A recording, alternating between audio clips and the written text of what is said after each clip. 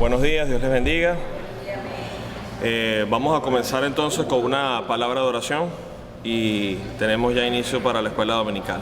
Señor, gracias te damos, Padre, por este día, gracias por habernos traído con bien, Señor, gracias por este grupo de hermanos, los cuales venimos a este lugar, Señor, para glorificar y adorar tu santo nombre. Gracias te damos, Señor, porque has traído con bien a muchos hermanos, sabemos que otros vienen en camino. Apresura sus pasos, Señor, para que todos juntos podamos adorar y glorificar tu santo nombre y seguir aprendiendo, Señor, lo que tenemos claramente reflejado en tu palabra. Todo eso te lo pedimos en el nombre de Cristo Jesús. Amén. Muy bien, hermanos, continuamos nuevamente con la enseñanza de bibliología, enseñanza que estamos llevando a cabo ya en los últimos 5 domingos, contando este. Y la última vez que tocamos el punto acerca de la Biblia, hablamos acerca de lo que es la superioridad de la Biblia en relación con otros libros, ¿no? Y habíamos resaltado al final que la Biblia es superior a otras obras religiosas. Mencionamos entre ellas los Vedas, los Brahmanas y Upanishads, el Avesta, los 5 clásicos, los Tripitaka y el Corán. Y también la Biblia es superior a los libros científicos y filosóficos. Entonces, cuando sometemos la Biblia como obra en la literatura universal, o hablamos acerca de cuál es el libro de los libros, no estamos solamente empleando figuras retóricas. Es claro, hermanos, que las Sagradas Escrituras, en relación con otros libros que consideramos profanos, ¿verdad?, u otros libros sagrados de otras religiones, es superior no solamente en cuanto a las enseñanzas, sino en cuanto a la veracidad y al estilo de la Biblia. No es necesario hacer una comparación entre la Biblia y otros libros cristianos, porque ciertamente los autores de estos libros basan sus enseñanzas sustentado en la Biblia. ¿Me explico? O sea, una persona que quiere componer quizás un libro como un comentario bíblico, o un libro acerca de un tema doctrinal, o un libro que puede edificar el pueblo de Dios, si es un libro denominado cristiano, va a basar su libro no solamente en su opinión personal, no solamente en su experiencia personal, sino lo va a utilizar, ¿qué cosa? Basado en el mismo texto. Entonces, no es necesario comparar la Biblia con otros libros de autores cristianos. Aunque sí le digo que es importante que usted sepa muy bien qué autor escoger. No todos los libros que se llaman cristianos son convenientes para el creyente, porque lamentablemente hay mucha falsedad en muchos escritos de estos libros, y muchos errores, inclusive herejías, que más bien pueden llevar al creyente a un peligro. Por eso siempre usted en su iglesia local debe ocuparse de conversar y comunicarse con su pastor, y de saber, pastor, si usted por ejemplo quisiera leer un libro, dígale, pastor, ¿qué libro me recomienda que pueda leer? Pastor, ¿qué me sugiere usted? Porque quisiera profundizar más en este tema. O sea, si usted quiere leer aparte de la Biblia un libro bueno para usted y quiere un libro cristiano, le aseguro que su pastor es el más digno de recomendarle, ¿ok?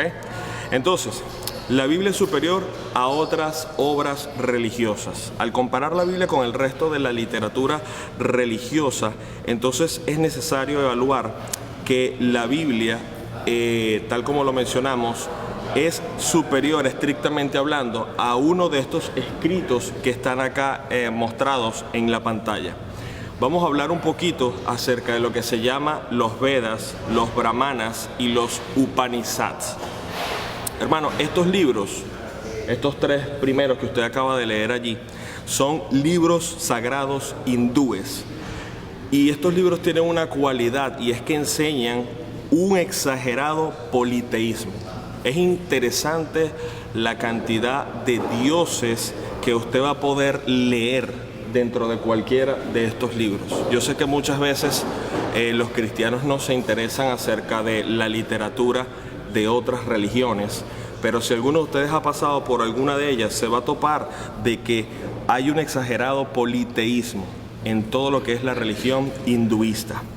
De todos estos dioses hay uno mencionado que se llama Shiva, y Shiva es el más adorado de todos. es como el más común, es como el considerado el dios de todos los dioses.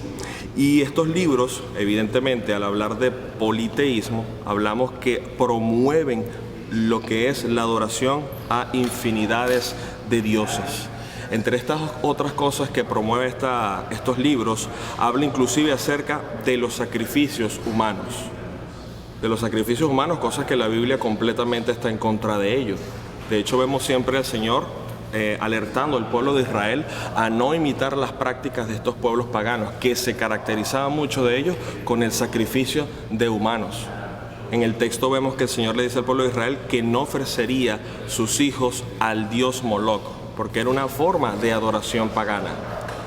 Hay personas que dicen, bueno, pero si el Señor mismo le pidió a Abraham que sacrificara a su hijo Isaac, Dios está pidiendo lo mismo.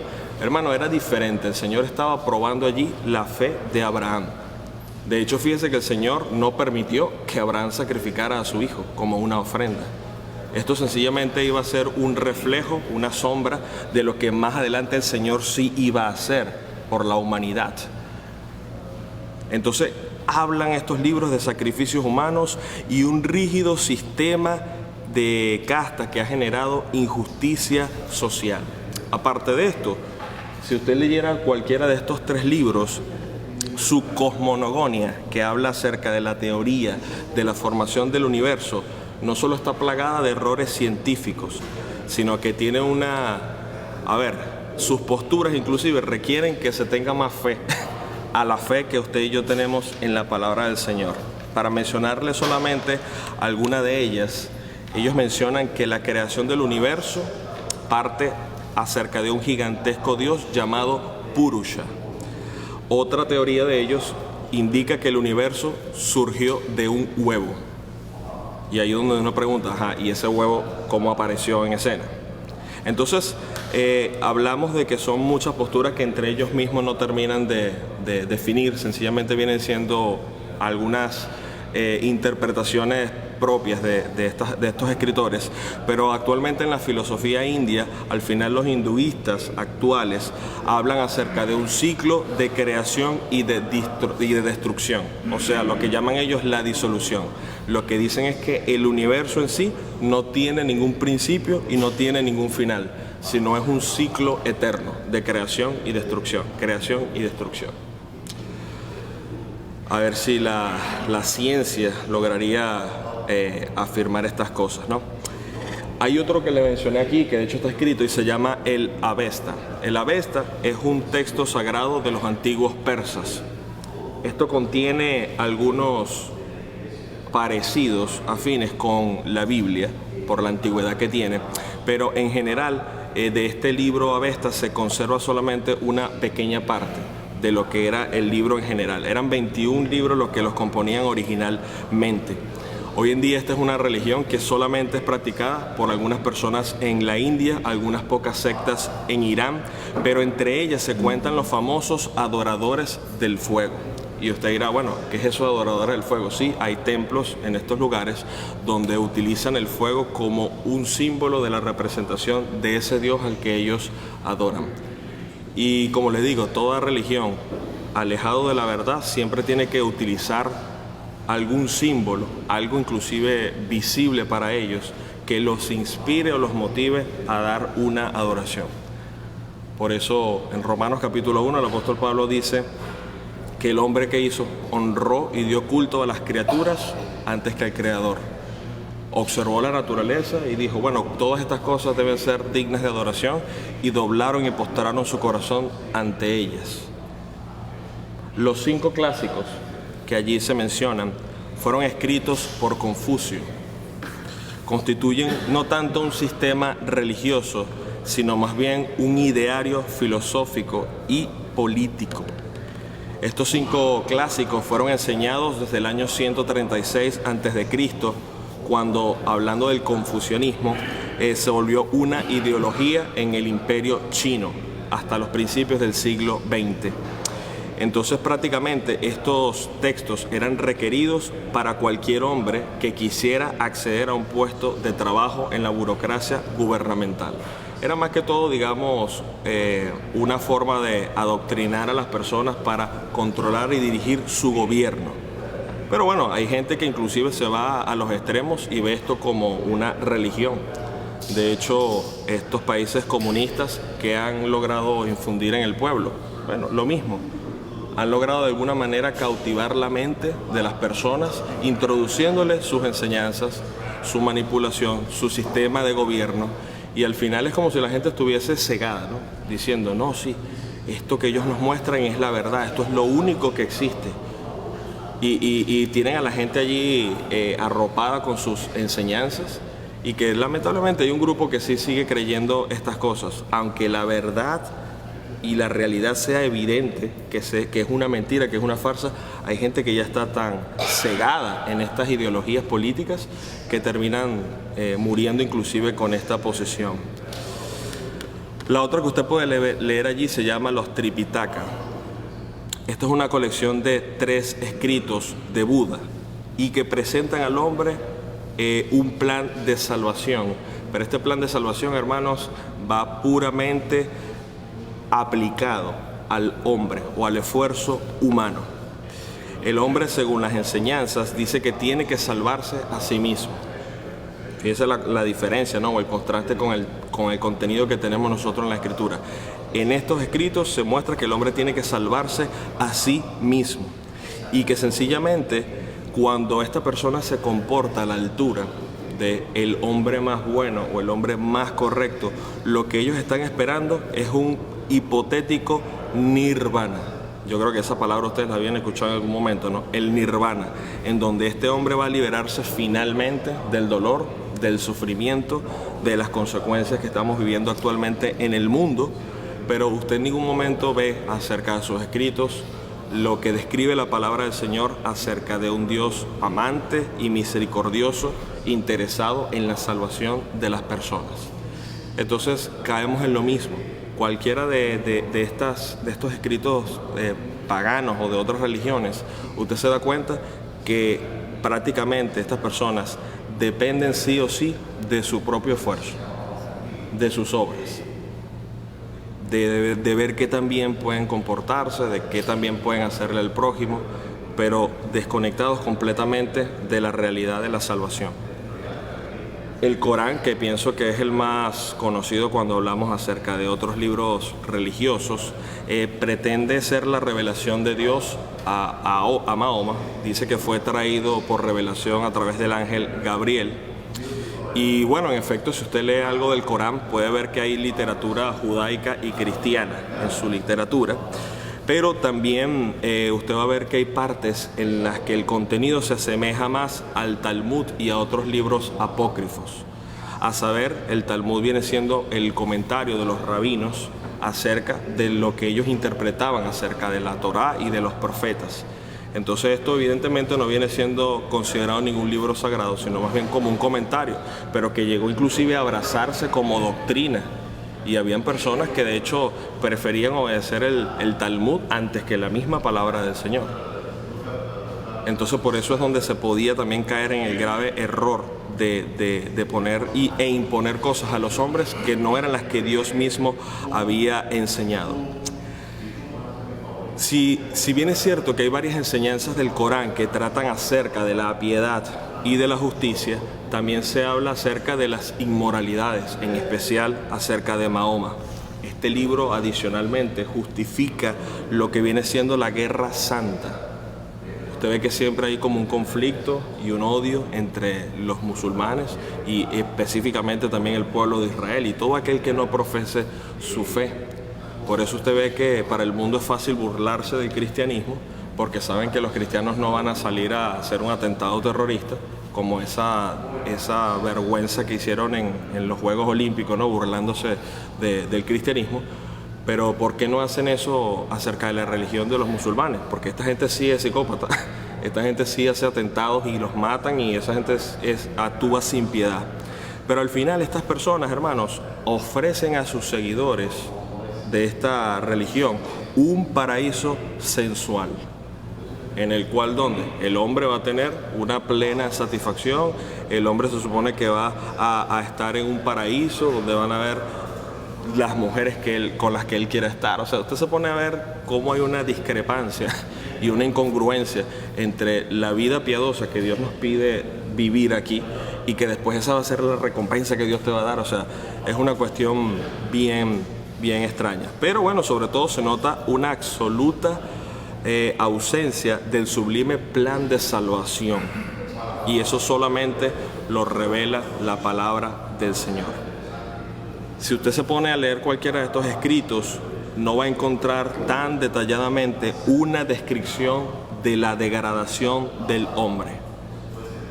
Porque como le dije, las personas en la antigüedad, cuando escribían algún texto, cuando inclusive hablaban de sí mismos, hacían una autobiografía, no ponían la realidad de los hechos.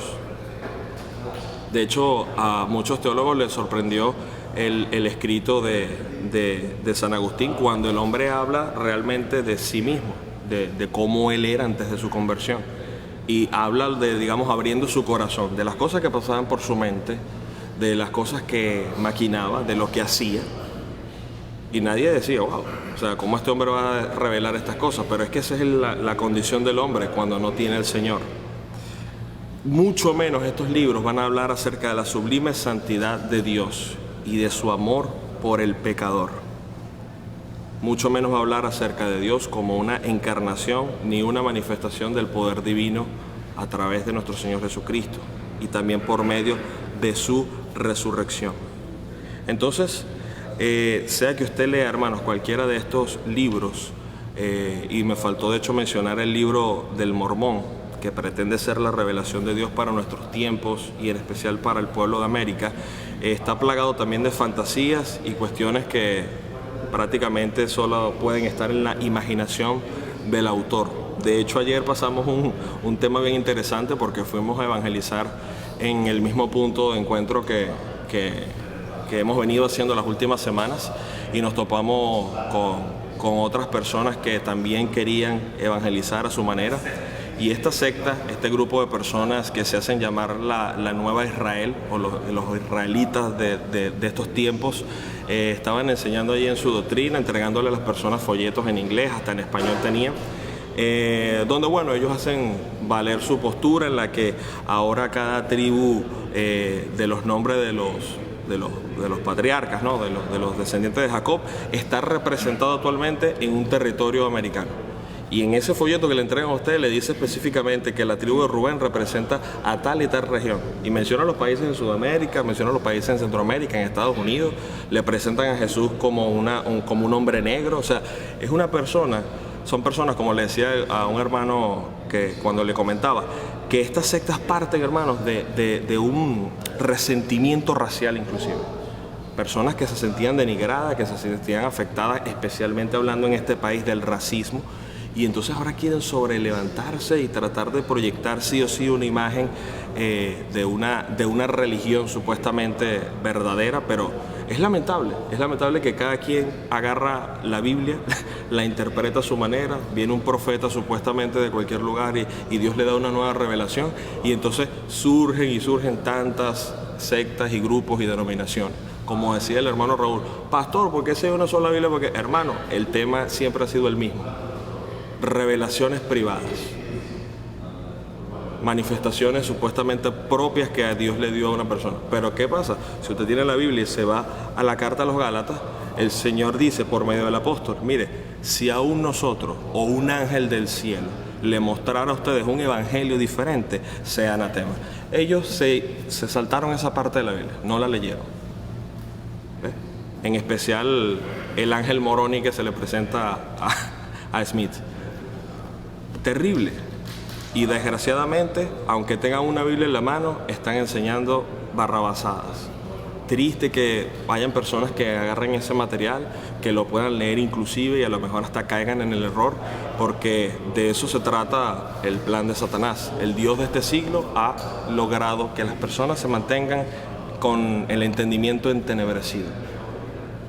Puede ser inclusive descabellado, pero usted le puede regalar inclusive una Biblia a la persona o le puede hablar del plan de salvación y la gente puede que te rechace el mensaje. Pero vienen estos con estas teorías extrañas y dicen, oye, qué interesante. y a lo mejor hasta usted lo ve integrándose después en estos grupos y pasa a ser un estado peor, ¿no? Al postrero.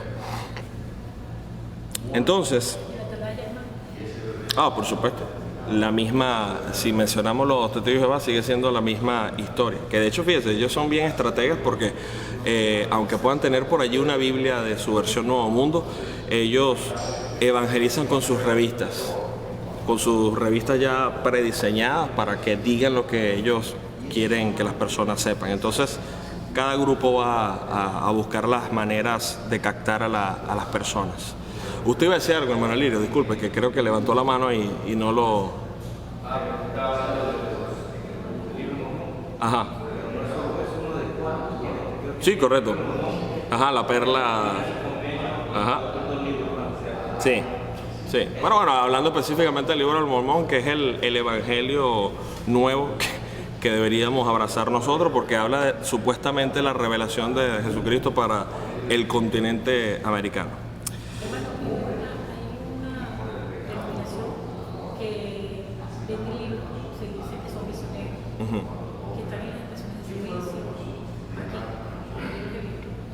¿Y qué libros venden?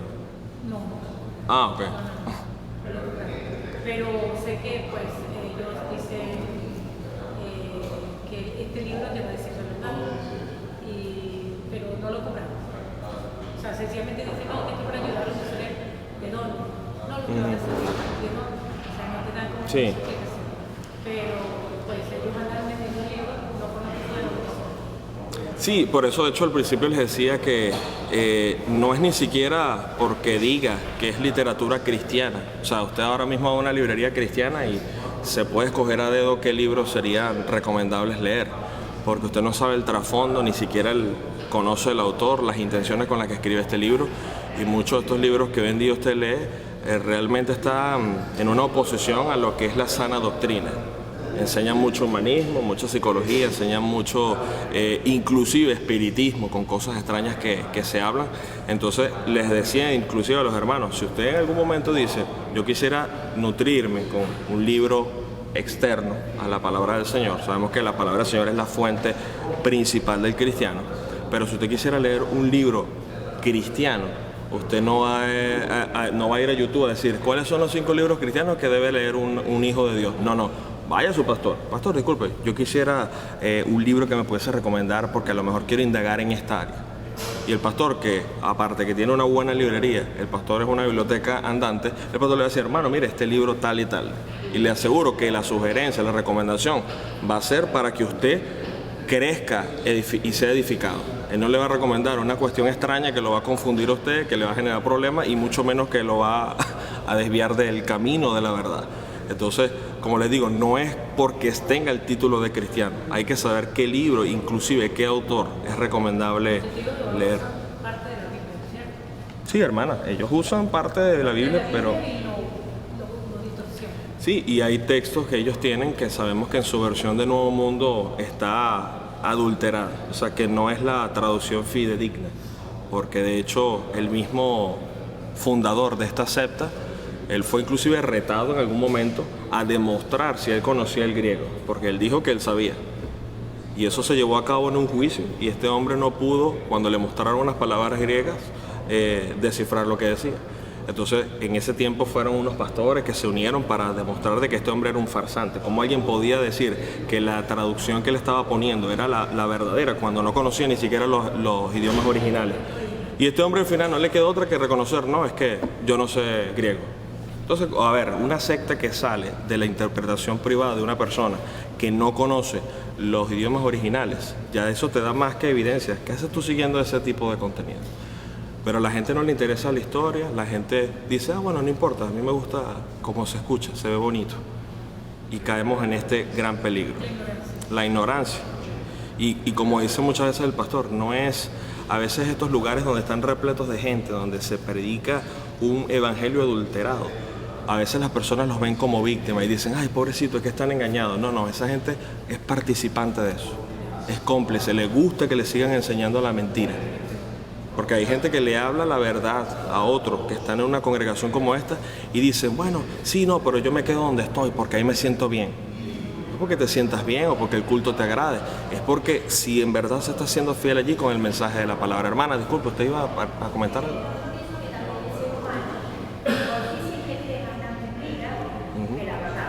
Completamente.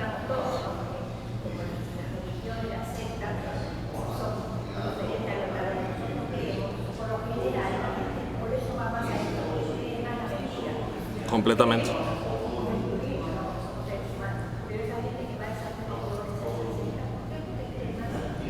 Sí, no, y que fíjese algo, o sea, el Señor declaró que Él era la verdad. O sea, hay una sola verdad, pero ¿cuántas mentiras no hay? Infinidades. O sea, pues eso no nos debe engañar, no nos debe sorprender, perdón, que el mundo esté tan perdido, en el sentido de que cada quien ha hecho su Dios, ha diseñado su Dios a su manera, y que realmente esas personas, aunque piensen ellos que están en el camino correcto y que son hijos de Dios, no hay salvación todavía en ellos. ¿Por qué? Porque creen a Dios a su manera. Se han diseñado su propio Dios, y eso es bien lamentable. Su velocidad. Hermana, dígame.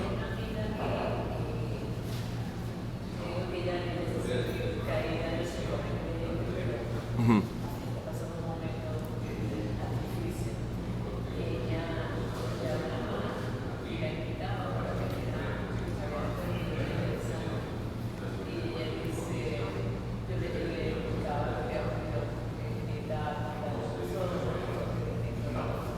Uh-huh.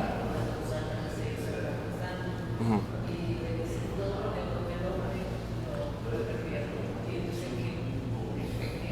Uh-huh.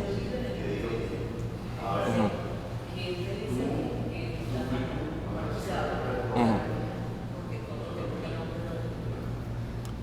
Sí, es que lamentablemente, a ver, o sea, uno entiende la realidad de que hay un pensamiento así, porque hay que reconocer que hay un evangelio adulterado y corrompido.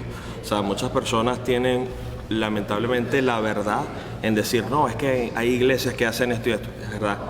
Y desgraciadamente eso no lo podemos evitar, porque aún en el mismo tiempo de los apóstoles ya había gente apostatando, había gente ya inventando herejías. O sea, eso era algo que iba a ser incontrolable. Pero el punto es que la verdad del Señor iba a continuar e iba a permanecer sí o sí, a pesar de los distintos embates del mundo. Entonces el tema es que muchas veces las personas usan esta expresión como una excusa para decir, no, entonces no voy a creer en nada. Pero a ver, si la persona no pone la fe en la palabra del Señor, la va a poner en otra cosa. Y esa cosa puede ser una persona, puede ser un hobby, puede ser un ídolo que se va a crear, pero al final las personas creen. O sea, como explicaba el pastor el día martes, la persona que afirma o dice ser atea, no es porque la persona tiene pruebas convincentes de que Dios no existe. No, es que la persona sencillamente no quiere aceptar la idea de que existe Dios y ya. Porque, o sea, evidencia más que, no solamente por la Biblia, sino científicas, son imposibles de contradecir. Pero ellos dicen, bueno, esa es tu posición, eso es lo que tú eres, a mí no me interesa nada de eso, yo prefiero creer que no existe un Dios. Entonces, al final, como les digo, no crees en la Biblia, bueno, la Escritura dice, entonces Dios le envía un espíritu engañoso para que crean a la mentira. Y le digo, no voy a ser fatalista en esto, pero hay personas que estuvieron cerca de la verdad, en el sentido de que llegaron a una iglesia bíblica donde se predicó la palabra del Señor, y esas personas, después de ser expuestos a la verdad del evangelio, dijeron, no me interesa, voy para otro lado. Y entonces caen en unos lugares terribles, porque entonces vienen y se meten en grupos religiosos, en sectas y cuestiones raras, y uno dice, ¿cómo es posible que alguien que estuvo tan cerca del evangelio y se le habló tan claro de la verdad, ahora crea cualquier bobería que le dicen en la calle? Porque la persona dijo, no me interesa en nada. Sé que hay personas que se han arrepentido y después han vuelto o han creído verdaderamente, pero no siempre es el caso. Y eso es lo lamentable. Conozco gente, hermanos, que estuvo en iglesia cristiana y hoy en día están en el espiritismo, que estuvieron en iglesias cristianas y son santeros, estuvieron en iglesias cristianas. O sea, es terrible el estado, porque el postrer estado viene a ser peor que el primero. ¿Ves? Como dice el Señor, relataba, ¿no? Fue el demonio echado en esa casa y después él, merodeando, vio que la casa estaba limpia y arreglada y fue y buscó otros 7 demonios peores que él y vinieron a hacer morada allí. O sea, el destello de luz que le dio el evangelio a esa persona le permitía a la persona arrepentirse de sus pecados, reconocer su condición, creer en Cristo. Como dijo, no me interesa en nada la salvación, entonces vas a creer a algo peor. Y esas ataduras muchas veces son definitivas, lamentablemente. Entonces, cuando hablamos, hermanos, acerca de estos libros profanos, también hablamos de relatos históricos, donde tratan muchas veces de guerra, donde habla del mundo en violencia, en sucesos de la historia contemporánea, y habla de una terrible desesperación en el mundo humano. Pero cuando usted lee inclusive la historia en la Biblia acerca del pueblo de Israel, usted ve que la Escritura lo que hace es mostrar el velo del pasado y del futuro, mostrándonos que la actual situación que está viviendo la humanidad es una situación transitoria. Muchas veces las personas le dicen a usted, ¿por qué si Dios existe el mundo está como está? ¿Por qué existe tanta maldad? El mundo no puede todavía entender que el Señor no es responsable de la maldad que hay en el corazón del hombre.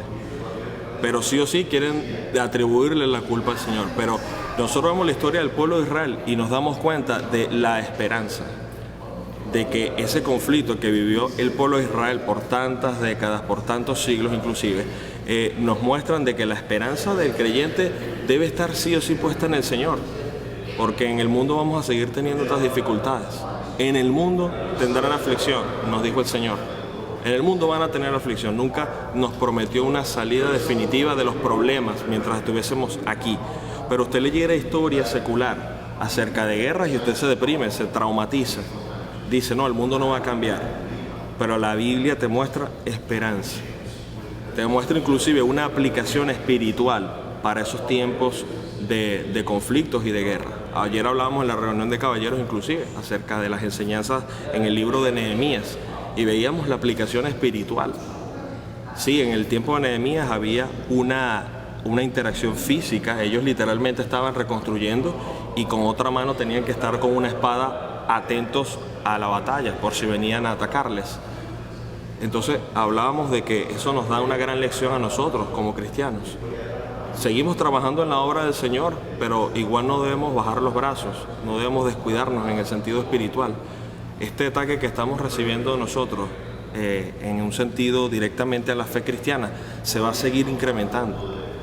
Esas inmoralidades que vemos en la televisión van a seguirse acrecentando. O sea, el mundo entero se está uniendo específicamente para hacer, hasta donde pueda, lucha contra la verdad. Pero igualmente van a salir destruidos, porque es lo que la palabra del Señor nos enseña.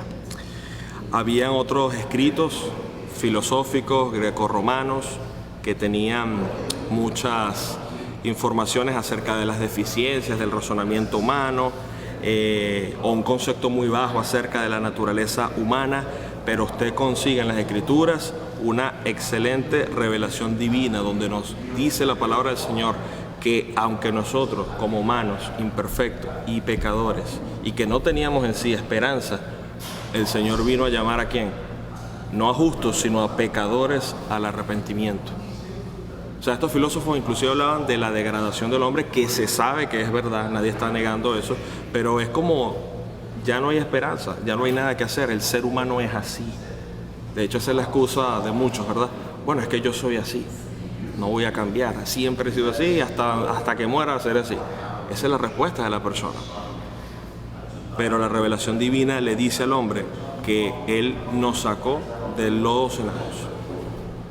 Dice que aunque nosotros estábamos muertos en nuestros delitos y pecados, Él nos ha dado nueva vida en Cristo Jesús, y por eso utiliza inclusive definiciones como nuevas criaturas, hechos nuevos en Cristo Jesús. Ahora somos hijos de Dios, revelando que seguimos en esta humanidad, seguimos lidiando con nuestra naturaleza pecaminosa, pero de que sí, usted ahora busca conformarse a la palabra del Señor, busca amoldarse a la voluntad del Señor, y todo eso está ¿por qué? Por lo que usted recibe por medio de la palabra del Señor. Ese ánimo, esa fortaleza, eso que le dice a usted, yo quiero ser un obediente en la palabra del Señor. Me llama la atención que cuando el Señor le dice a Josué, esfuérzate y sé valiente, y dice, en cumplir y obedecer todo lo que está escrito en la ley de Moisés. O sea, no solamente había una valentía física natural que sí tenías que tener porque ibas a irte a enfrentar de verdad con pueblos enemigos, sino hablaba de que se necesitaba valentía para llevar a cabo la obediencia a la palabra de Dios. No, el texto se equivoca cuando dice que solo los valientes arrebatan el reino de los cielos, porque se requiere de valentía para pararte en este mundo y decir, yo soy un hijo de Dios, yo soy cristiano, mi estilo de vida o mi forma de vivir no lo conduce la política ni ninguna otra persona, está regido por lo que dice este libro. Y se requiere de valentía, hermanos. Les digo, hay personas que a veces les da pena o vergüenza afirmar en sus trabajos o en sus lugares de estudio que son creyentes. ¿Ves? Porque a lo mejor, no sé, temen que le vayan a preguntar cosas o lo vayan a marginar. No les dé pena. Yo por lo menos ahí en el trabajo pusieron allí una normativa que hablaba acerca de la discriminación, cuestión racial, política, religiosa. Y yo dije, qué bueno, no hay discriminación religiosa. Y me voy con mi camiseta ahí. Jesucristo es el único camino, la verdad y la vida. Y yo, vamos a esperar que alguien me diga. Sí, me voy con mi camiseta cristiana para que la gente siga sabiendo que es una fe que no es algo superficial, ¿no? Como que, bueno, sí, él tiene una creencia, por eso no, soy cristiano. Y se ha dado, de hecho, la oportunidad de conversación a través del mensaje. Una vez alguien llegando, él estaba leyendo el texto, Jesucristo es el único camino, la verdad y la vida. Y yo, así es, Juan, eso está escrito en el Evangelio de Juan. Y cuando uno puede, tiene la oportunidad entonces de hablarle. Entonces, no avergonzarnos, hermanos, porque estamos, por la misericordia del Señor, en el camino de la verdad. Muchos de nosotros pudiésemos estar envueltos en cualquiera de estos grupos ahora mismo, pudiésemos estar inclusive aferrados a la ciencia, porque hay un gran problema ahora mismo, más que todo con la juventud, de que necesita de que algo esté científicamente comprobado para creer. Entonces uno dice, bueno, quieren decir que la Biblia puede contener errores o que inclusive no se puede hablar mucho de la fidelidad de la interpretación de la Biblia o de la traducción. Y yo digo, pero ¿cuántas veces hace siglos o años atrás la ciencia no decía que esto era así y después la ciencia ha tenido que decir, no, nos equivocamos, ahora es así? O hemos descubierto de que realmente ahora esto que llamábamos así, ahora se llama de esta forma. La ciencia mismo tiene errores. Los científicos se han equivocado a lo largo de la historia, muchas veces. Entonces, sí vamos a creer en la humanidad del hombre, que sí se equivoca, que sí tiene errores, deficiencias, y vamos a despreciar la veracidad de las palabras del Señor y del texto sagrado. Entonces, si hablamos, hermanos, acerca de características internas de la Biblia que sobrepasan la posibilidad humana, haciendo como una especie de resumen, hablamos de la maravillosa armonía de las Escrituras, hablamos de la calidad excepcional de las Escrituras. Allí vemos, como hablamos la semana pasada, sobre la deidad, Dios, hablamos sobre la humanidad, sobre el Hijo de Dios, hablamos sobre el rescate del pecado, que es lo más importante, que es lo fundamental en la fe cristiana, el efecto producido en la vida del hombre.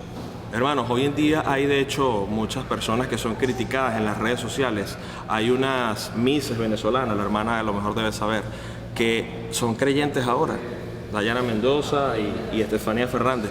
Y ellas en sus redes sociales están evangelizando, están leyendo la Biblia, están predicando el Evangelio y son personas que tienen millones de seguidores. Eso es lanzadera de piedra en los comentarios.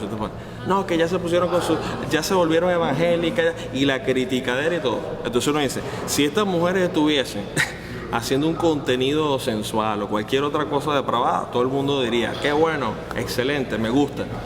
Pero basta que diga, yo soy una nueva criatura en Cristo. Y ya la tilden de fanática, de exagerada, de religiosa, de loca.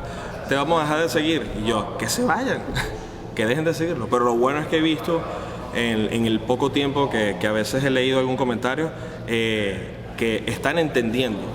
O sea, si al Señor lo aborrecieron, si al Señor lo mataron por la fe, ¿qué va a esperar el pueblo de Dios? ¿Ves? O sea, ¿somos nosotros mejores que el Señor? ¿Somos mejores nosotros que los apóstoles? O sea, vamos a tener el rechazo. Pero ¿qué pasa? Hay un cristianismo actual que quiere sí o sí caer bien al mundo, que quiere encajar en el mundo, que quiere que el mundo le dé like. Por eso cuando una persona incrédula te dice, te recomiendo este predicador, yo no soy cristiano o yo no soy cristiana, pero wow, me encantó, tú dices, hay que escuchar esa enseñanza. Porque cuando alguien te dice que te encantó la enseñanza de un predicador, tú tienes que ver qué está enseñando esa persona. Le aseguro que si fuera una predicación, como el título de la predicación de Jonathan Edwards, que decía, pecadores en manos de un Dios airado, yo creo que esa gente ni se molestaría en ir a ese lugar. ¿Por qué? Porque se sentiría ofendido inmediatamente. ¿Cómo? Ya me están diciendo que yo soy pecador. Entonces, hay que ver, hermanos, de qué se trata el contenido.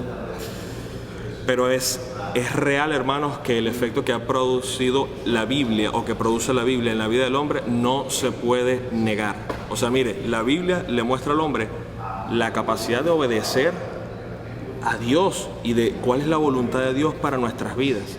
Para, de hecho, hermanos, vivir una vida en santidad. Algo que no es posible en nuestras propias fuerzas. Hay personas en el mundo que dicen, no, yo superé tal vicio porque me lo determiné. Bueno, un vicio de repente se puede superar. Yo conozco gente que no es cristiana que dejó de fumar o que dejó el alcoholismo. Perfecto. Pero hablamos de una vida de libertad del pecado. Que eso no lo va a lograr con ningún centro de terapia ni de rehabilitación. Estamos hablando de que la palabra del Señor transforma el corazón de modo tal de que usted sabe cuando está pecando contra el Señor en pensamientos, con intenciones, con actos, con sus mismas palabras. Y esas son cosas que estas personas no miden ni disciernen porque no son hijos de Dios todavía. La capacidad, hermanos, para impartir ese conocimiento espiritual a las personas, para contrarrestar los ataques del enemigo, para tener el discernimiento, hermano, de los tiempos difíciles que nosotros estamos viviendo. En la reunión de caballeros hacíamos mención a eso. Decíamos, bueno, los que estamos ahora mismo como adultos o personas de tercera edad o jóvenes ya con cierta edad de conocimiento de la fe, no significa que no vamos a tener que lidiar con lo que el mundo está ahora mismo ofreciendo. Pero digamos que hay un cimiento más sólido. Nuestra fe está puesta en el Señor, nuestra fe es inamovible, estamos en Cristo. Pero ¿en qué pensamos nosotros? En los que vienen tras nosotros. La generación que viene tras nosotros, aquellos niños que están creciendo desgraciadamente abrazados con esta ideología que le quieren meter sí o sí en su cabeza. Entonces es donde los padres tienen ahora una labor más fuerte todavía en estos tiempos para proteger a su familia, para demostrarle a sus hijos que aunque digan toda clase de barbaridad en su escuela, esta es la verdad. Mire, yo recuerdo que cuando yo estaba niño mi mamá tenía una preocupación, por supuesto, por las caricaturas que nosotros veíamos. Caricaturas que nosotros de niños nos llamaba era mucho la atención, la parte de los poderes y las cuestiones. Pero ella sí evaluaba, decía, yo quiero sentarme con ustedes a ver qué es lo que ustedes están viendo. Y en cuanto había una cuestión medio satánica o diabólica, eso no me gusta. Y nosotros nos poníamos bravos. Como niños no entendíamos, no discerníamos, pero ella decía, no, eso no les conviene a ustedes. Y nos decía, tienen que ver esto. O sea, había un esfuerzo. Y estamos hablando de los 90. Imagínense ahora 30 años después de toda esta situación. O sea, se ha incrementado más el ataque. Porque ahora no es solamente la televisión, no es solamente la música, ahora es el teléfono, es el internet, es la gente con la que habla, es todo. Pero aún así, la palabra del Señor nos da la capacidad para contrarrestar. Y conociendo, hermanos, y profundizando en el texto sagrado, podemos también inclusive tener base para poder hablar con otras personas cuando vienen a hablarnos acerca de su otra religión. O inclusive personas no religiosas. Hay personas que dicen, no, yo no creo en nada. No se llaman ateos, pero tampoco creen en nada. Entonces, de alguna manera vamos a tener bases para poder hablar. Por eso es importante que nosotros estemos estudiando con frecuencia la palabra del Señor. Creo que vamos a pasar aquí.